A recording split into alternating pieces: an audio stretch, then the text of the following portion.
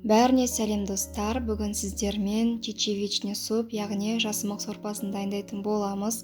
Жасымық бұл бұршақ тектес өсімдіктердің бір түрі. Жасымық бұрыннан бері пайдалы, емдік қасиеттермен белгілі. Сонымен қатар түрік халқының сүйікті тағамдарының бірі. Олай болса, видеоны соңына дейін көруге кеңес беремін. Әдеттегідей алдымен сұйық майымызды құйып қыздырып аламыз. Қызып тұрған майымыздың үстіне кубиктап туралған ұсақ пиязымызды салып қуырып аламыз. Мен барлығын сары майға қуырып жатырмын. Егер сіздерде сары майдың орнына оливковое масло бар болса, оливковое масло қоссаңыздар болады. Немесе кәдімгі қарапайым сұйық майды қоссаңыздар болады. Одан кейін сәбізімізді салып араластырып, оны да қуырып алатын боламыз. Одан кейін бетін жауып, осылай 5 минутқа қойып қоямыз. 5 минуттан кейін картопымызды салып, картопымызды қосып араластыратын боламыз. Егер сіздерде томат болса, томат салып қуырсаңыздар болады. Түс беру үшін және дәм беру үшін. Мен томаттың орнына осындай қызыл болгар бұрышын қолданатын боламын. Ол міндетті емес. Одан кейін ұнымызды салып араластырып аламыз да бірден қайнап тұрған суымыздың жартысын құятын боламыз.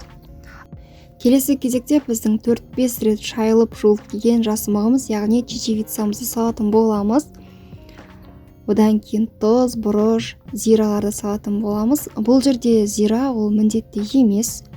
Мен жай ғана дәміне басқаша дәм беру үшін зираны кішкене ғана қостым. Егер ұнатпасаңыз, қоспай қойсаңыз да болады. Барлығын толықтай араластырып аламыз да, қалған жарты суымызды үстінен құйып, араластырып, 20 минутқа бетін жауып, баяу отта пісіретін боламыз. Бізде жасымық өте тез піседі. 20 минуттан кейін келіп ашып қарасам, уже чечевицамыз пісіп қалған екен, картопы да барлығы. Одан кейін сразу блендерді алып, осылай үстінен блендермен жүргізіп өтеміз. Толықтай. Байқап тұрғандарыңыздай, детский питанияға ұқсас тағам пайда болды. Яғни кішкентай балаларыңызға қорықпай беруіңізге болады. Тамақтың астын өшіріп, сливкимізді салып араластырып, бетін жауып 5 минутқа қойып қоятын боламыз. 5 минуттан кейін әрбір отбасы мүшесіне жеке-жеке құйып беріп ұсынуға болады. Декор ретінде бетіне осылай қалған сливкиден узор салсаңыздар болады.